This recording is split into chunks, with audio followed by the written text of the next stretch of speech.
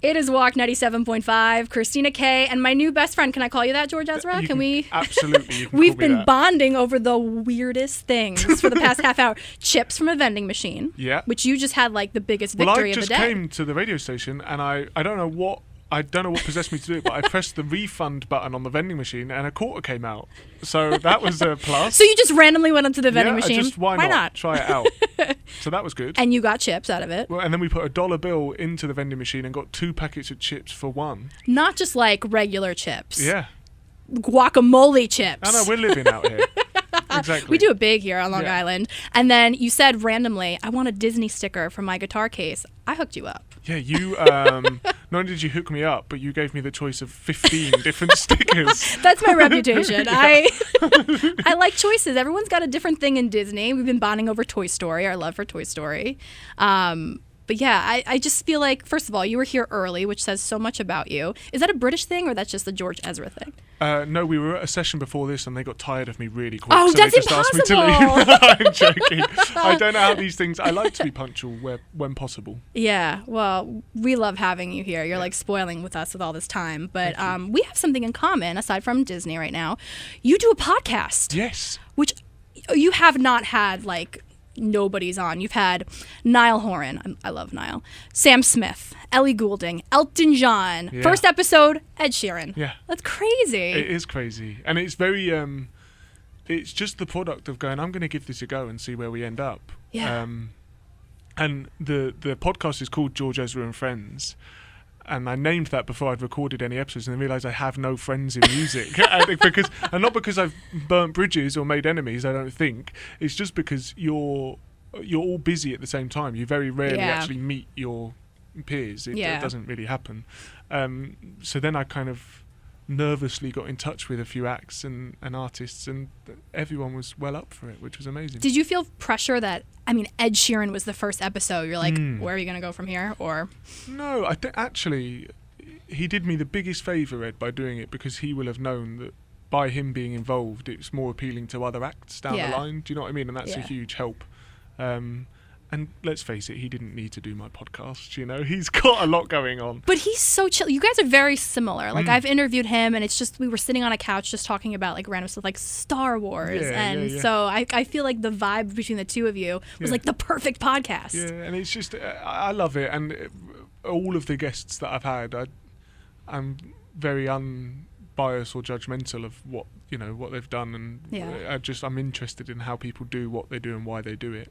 And I love it. Well, it's very relatable too because you guys are in the same boat. Yes. So, is there one moment that just really stood out to you doing the podcast? Yeah, there's been. I feel as if I've taken away a lesson from every episode that I've done, and everyone has a different angle at of coming at it all. I think the most surreal was definitely being stood in Elton John's house. Oh, you went to his house? Yeah, well, he's not going to come to me, is he? Let's face it. So yeah, I went to his, and that was just very surreal. And then this week we released the Nile Rodgers episode, and he's now the creative director at Abbey Road Studios in London. So we recorded that one there, and that was very surreal as well. They're all British. Oh no, yeah, they're all basically British acts. Nile Rodgers, and on this series I've also done Kurt Vile, which is going to come out. He's an American guitarist and singer. That was amazing. Do you feel like they've influenced you now going forward after the podcast, like on how you write or? I don't think it's that. I think it's made me realise the thing that part of the reason I started the podcast was you realise that anybody at the top of their game in any industry, they work hard. Yeah. You know? And that's really, I kind of knew that going into it, but it's really drilled it home having done the interviews. Yeah. So you listened to me like fangirl over the Backstreet Boys for like 20 minutes. Who would be the ultimate for you to have on your podcast? I think any of the Rolling Stones. Oh, yeah. Paul McCartney. Yeah. That would be incredible. I would love to sit down with like Beyonce or Drake or someone that's because it is. There's something different about the biggest American acts. They really are, colossal. Yeah. He's Canadian, isn't he, Drake? But, but he's always here. I mean, he's doing a Vegas residency now. So. Is he? Yeah, it just got announced this week. Wow. Yeah. Vegas, baby. Here I come. I'll be stood outside the fire exit every day. Drake. Oh, he's in the car again. I have 2 microphones here. Yeah. Podcast? He would probably be down for it, what I hear. Maybe. You never know. Yeah, maybe if I save up enough money, make it worth his while, I'll pay my way, get in there. I could see like Bruno Mars being on your podcast. I'd like that a lot. Yeah. I'd like that. To be honest, as I said earlier, I'm kind of not picky. Yeah. You know? I'm not saying I'm easy. I'm just saying I like talking to all of them. Do you feel like it's harder for you to be behind the mic and do a show like that, or to perform, like singing? Definitely the podcast is harder because it's not... Say, you know, I'm going to perform now, and this is very similar to what I was doing when I was 13, in that I'm playing guitar and singing, and it's even when you're just having fun with it, you are practicing in some way, and I haven't got that practice in podcasts, and there's every single one I leave going, that was awful, George. I do that with my interviews too. Like I'll probably do that after today. And well, you're doing great. Oh, thank you. And you kind of, and then I listen back and I go, oh, phew. Yeah. You know, it didn't go as bad. We're our own worst critics. Yeah. Do you do that with your songs too? Like after you record it, like, oh, I could have done better. In time, yeah. So now when I listen to my first album, there's a load of stuff I would change. Really? Yeah, obviously I wouldn't. It's the way it is, but there's things I think I would do differently naturally now. Yeah. You're doing something right because you've been nominated. The first album, like 4 Brit Awards, now 3 Brit Awards. Congrats. Thank you very much. What are they like? Our Grammys here? Absolutely. Yeah. They are the Grammys of the UK, and it's very flattering to be involved in it, you know, and nominated. It's a very intimidating evening when you're involved because it's all done at the O2 in the UK, which is huge in London. I heard the food's better at the Brit Awards than the Grammys. I've never been to the Grammys, but the food is good. And last year I wasn't nominated and I wasn't performing, and I just got to go and eat. Oh, so no pressure there. No, I was just like, this is Put brilliant. on a tux, get some good food, hang out with some like celebrities. That's awesome. And the categories you're nominated for, by the way, are not like the fluff categories. It's like British male solo artist, British album of the year, British single of the year for Shotgun. Yeah. That's crazy. It is crazy, and they're the only ones I'm actually eligible to be nominated for. Really? Yeah, the one that I was nominated for on top of that for the first album was Best Newcomer, and I can't get that. Oh, yeah. No. Unless maybe I put a wig and a moustache on. Go by a different alias. Hey, you never know. So I love Shotgun, obviously, nominated for a Brit Award. Can we just like dissect some of the lyrics for a second? Yeah, of course, go on. Homegrown alligator, see you later. Yeah. Well, I'm sure you have it over here. See you later, alligator. Yeah, exactly. And I just, I guess the song is about me, you know, going on another adventure and hitting the road, and it just felt nice for me to be the homegrown alligator. Yeah. Saying goodbye. Time flies by in the yellow and green. Yeah, so that a lot of the stuff that I wrote came from a trip to Barcelona I took, and it was just a little, and I kept a journal while I was there, and just one of the things I wrote down was yellow and green, and I think I just wrote those two things next to each other. And someone asked me what it's all about, and I guess I must have just been looking at the palm trees and the sand and the sunshine and the beautiful trees. Yeah. I mean, they make for great lyrics. And then the mountaintop that I've been dreaming of. What are you dreaming of, George Ezra? In Barcelona, while I was there, a few days into my trip, I found this mountain to the left of the city, and I used to walk up there most days and just go and have my lunch up there. So that's the mountaintop that I'm dreaming of. I'm having like a very Ed Sheeran, like Castle on the Hill vibe. I love that. Like when we like, you know, their lyrics were like, what does this mean? And then it's just very simple. Like I went to Barcelona. Yeah. I love that. Thing at Tamara's. What does the name mean? So this trip to Barcelona that I took. This is a very important trip that you took. Yeah, it was. And before I went, instead of staying in a hotel for the month, I decided to find a stranger on the internet that was renting out their spare room, and I thought it would add a bit of adventure to the trip if I was thrown into this situation, and I figured if they were a bit crazy that I could always leave was my thinking. And my host was Tamara, and I kind of arrived, and Tamara and her friends were musicians and artists and designers and journalists, and they were all very creative, and they worked Monday to Friday. And I wouldn't see them, and I'd spend my days walking, you know, around the city. But they all kind of congregated at hers each evening, and it was like a really social apartment. And for the first week or so, I kept myself to myself, and then as time went on, I kind of integrated into it all. Yeah, and it was just you know, the songs have nothing to do with her at all, but having the key to her apartment was so important. Did they know who you were when you were staying there? No, they didn't. And then one night, me and Tamara were sharing a bit of we're having a few glasses of red wine, and we were sharing tunes on Spotify, and she was like, "Oh, you've got a guitar, do you play?" And I was like, "Oh, dabbled here in we it." go." Yeah. Well, I was like, I'm kind of enjoying my anonymity here. That's why I chose Barcelona, because we never gig there or anything. Oh, okay. Yeah.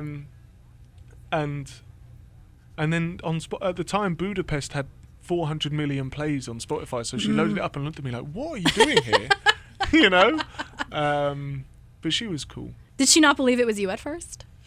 Yeah, no, she was just. I don't know if you've been to Barcelona, but they're very relaxed. It takes a lot to shock them. Like I rang tomorrow saying to run by the idea of me calling the album "Staying at Tomorrow's," thinking she'd be like, "Oh my god," you know. Yeah. She was like, "Yeah, cool."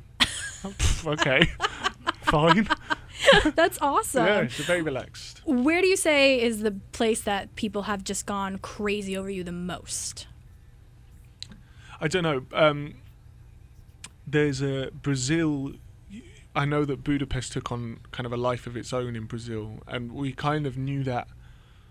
Any post that I put online for the longest time, it just come to Brazil. Really? You know, that was every comment. But there's not really a touring circuit there. You know, it's not. So it took a while to go, and then we played a festival performance last year, and it was just the most surreal thing. There must have been, I don't know, I'm rubbish with numbers, but it was a lot of people. Yeah. And they were singing from start to finish, and it was very surreal to be that far from home in such a different culture, and, you know, something that we were doing making sense to that many people. And isn't that amazing too, because Budapest is in English? And yeah. Wait, is there a version in Spanish of Budapest? Not that I'm aware of. Someone else dubbed the voice. Right? Yeah, and now that's got me thinking. There I might should probably be. get on that. No, it is. Yeah, it's in English. Because that's amazing how when you go to other countries, they're singing along to the word. They probably don't even know it. Yeah, well, that's what a lot of my. So I've got a few friends in Barcelona, and they all just said, like, as a kid, I could sing word for word, you know, American chart songs, not knowing, and you know, get all of the pronunciation correct, but not know at all what I was singing. That says a lot about a song, though, not just lyrically, but musically. Yeah, absolutely. That's awesome. Your voice is so unique. You have this deep, beautiful voice. Did you always have that, like as a kid growing up? No. Really? No, definitely not. I just you kind of, when you start out, you're just trying to emulate everyone that you listen to. You're just trying to copycat, you know, what sounds good to you when you listen to music. And a lot of what I listened to was mostly men, mostly with quite gruff voices. And at the time, it was very fashionable to be in bands back home, and the charts were bands, and everyone was in a band. And I just used to shout. You know, I obviously had something in me. I wanted the attention of a front man, but not the ability. So I just used to shout. And over the space of, 10 years now, it's just changed. And even to me, my voice on the second album sounds different to my voice on the first. I feel like once we started touring the first album, and you realise just how many shows you have to do, and you learn how to sing in a healthier way so that you can do it, again and again and again. Sure. Does anybody else in your family have that deep voice? No, so my younger brother is a musician as well, and he sings, but I think we have pretty different voices. And weirdly, I think they both make sense to us once we talk. It's like, that's how he should sound, Yeah. Did you ever think about working together on a project? Well, he came out and he was our opener for the whole of our tour around Europe, which was incredible. That was That's amazing. Awesome. Yeah. I'm very keen just to let him do his thing, though. I don't want to get in his way, or if he'd ever want to do anything with me, then that'd be great. But I don't want to tread on his toes. Yeah. So what's ahead for 2019? Well, this is the year we get to enjoy all of the hard work of last year. Yeah. It's so hard being a musician. No, I'm joking. Life is rough. No, but last year, so we released the album in around March, and we kind of didn't stop. And the beautiful thing about there being success around a song is that it keeps you extremely busy. Yeah. And this year is the year that we go back and we kind of tour the places that we went to again and again and again. Yeah. And we play some of the biggest rooms we've ever played. That's awesome. And it's it's just I'm able to kind of sit back and appreciate it all, what we get to do. Is there like one thing that you're really looking forward to on the calendar? There's one thing that I'm looking forward to. I'm also extremely nervous about, and that's how we're playing the O2 in London, and I'm fairly sure the capacity is just shy of 20,000 people. It's big, yeah. We're doing 2 nights there. Wow. Which is great, I have to remind myself that the tickets have been sold to people that want to come and see us, Yeah. So we just have to do what we always do. And it will be incredible to be able to walk away from it knowing that we've done that. See, I'm so excited that we live in an age where, like, after that performance happens, I can go on YouTube and watch it because I know that you're looking forward to it now. So, like, I can't be there, but getting to watch it. Absolutely. That's awesome. Yeah. Do you guys have any questions for George? I have a question. Go on. Okay. You come to the U.S. a lot, so Yes. I'm just wondering, is there anything here that you miss when you go back home? Anything in the U.S.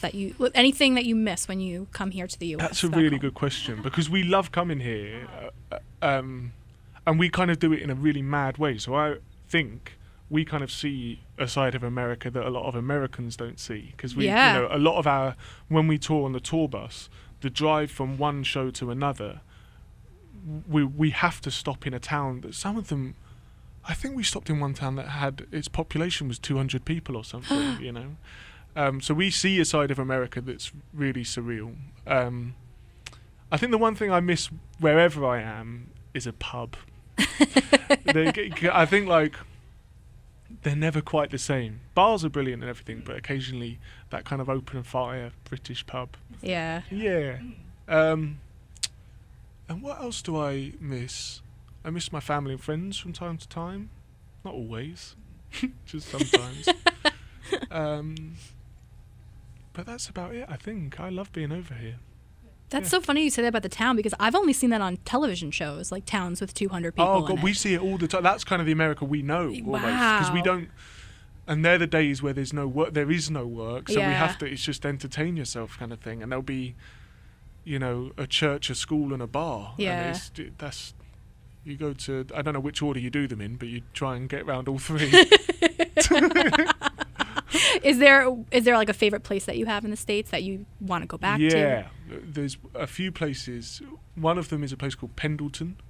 Is that in Oregon? No, yeah, in Oregon. And we've been there 3 times now or so.